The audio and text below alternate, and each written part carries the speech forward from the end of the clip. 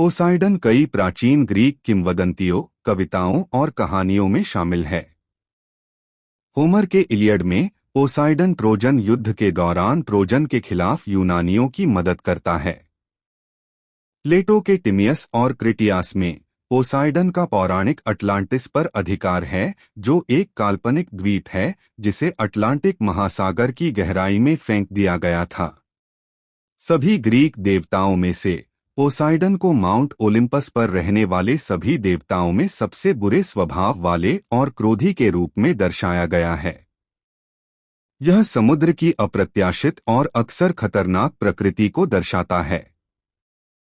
कुछ ग्रीक किंवदंतियों में पोसाइडन कहानी के नायकों के खिलाफ काम करता है और तूफानों का उपयोग करके उनकी यात्रा में बाधा डालने की कोशिश करता है।